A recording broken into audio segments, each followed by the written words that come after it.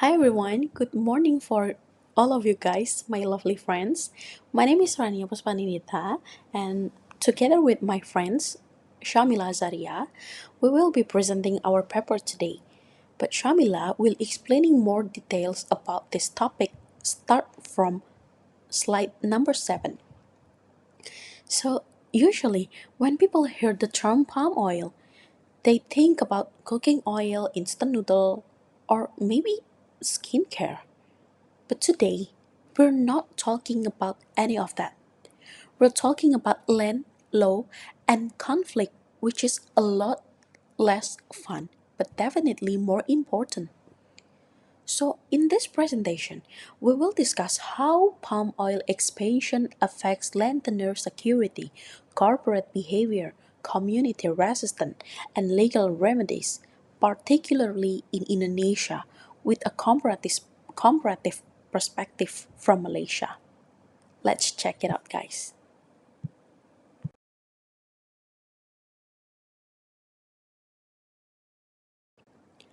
The rapid expansion of palm oil plantation has significantly transformed agrarian landscape in Southeast Asia. Indonesia and Malaysia, as the world's largest palm oil producers, depend heavily on this sector for economic growth and national development. But however, alongside that economic benefits, palm oil expansion has also generated serious agrarian conflicts.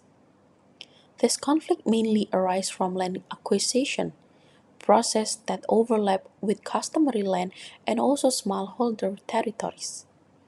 The key issue behind this conflict is land tenure insecurity, where local and indigenous community often lack formal legal recognition of their land rights, making them vulnerable to corporate expansion and weak legal protection. So completely, this research it actually compares agrarian conflicts in Indonesia and Malaysia to understand why conflicts emerge differently in each country. The comparison focuses on land tenure system, corporate strategies, community resistance, and also legal remedies. So by looking at this aspect side by side, the study aims to explain how different legal structures and governance systems shape conflict intensity, corporate behavior, and access to justice in palm oil region. In Indonesia, land governance is shaped by legal pluralism, state law, customary or adat law, and also sectoral regulations such as forestry and plantation law operate at the same time. This creates overlapping land claims between state forest areas, corporate concessions, and also customary territories. Because customary land is not consistently recognized, communities are often enter conflicts from legally weak positions. But in Malaysia, on the other hand, applies a torrents-based land registration system that emphasizes formal registration and clear boundaries. So this provides higher legal certainty and reduced boundary disputes. But however, problem is still exists, especially in Sabah and Sarawak, where indigenous customary land rights are really difficult to register and remain vulnerable to plantation development. As you can see in this slide, agrarian conflicts in Indonesia largely stem from overlapping claims between state forest zone, plantation concessions, and also customary land.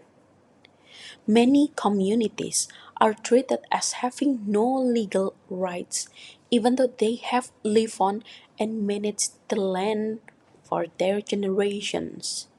These conflicts are intensified by corporate dominance in licensing and enforcement. Companies rely on formal permits, security forces, and also administrative authority.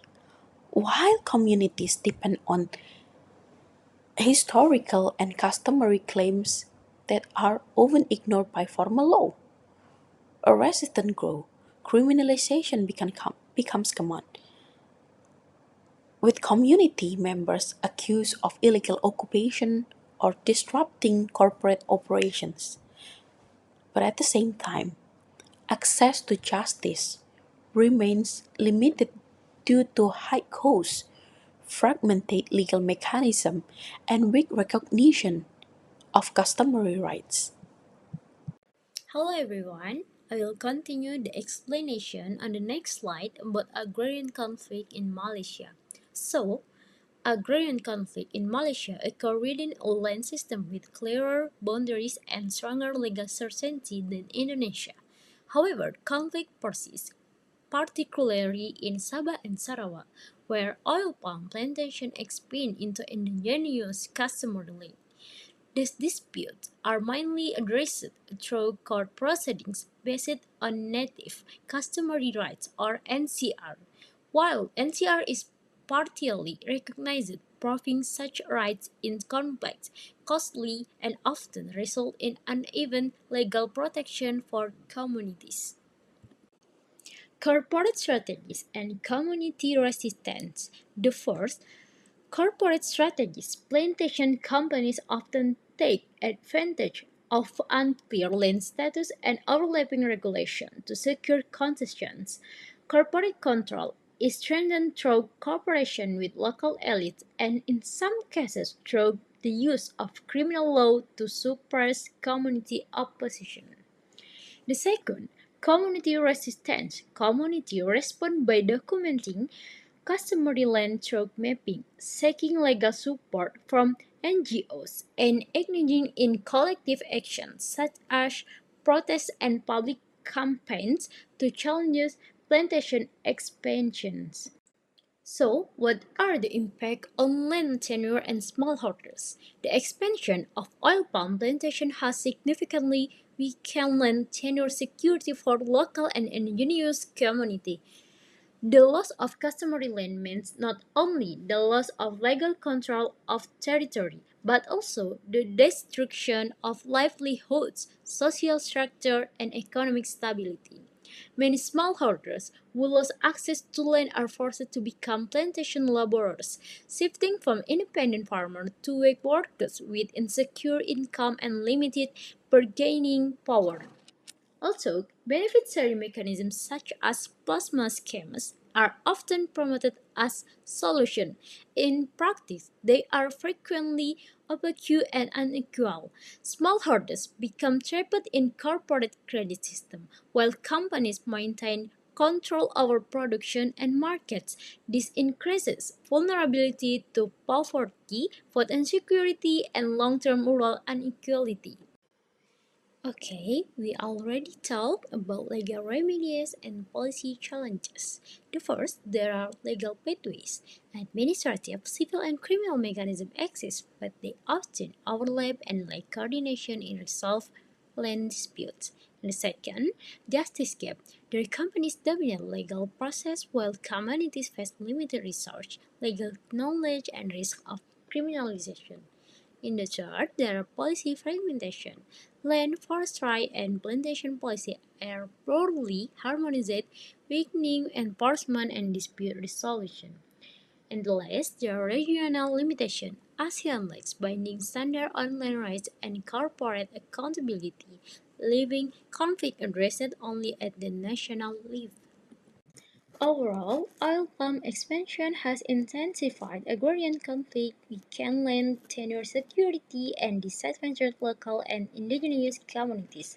Corporate dominance and fragmented legal frameworks limit access to justice, highlighting the need for stronger legal protection and fairer land governance.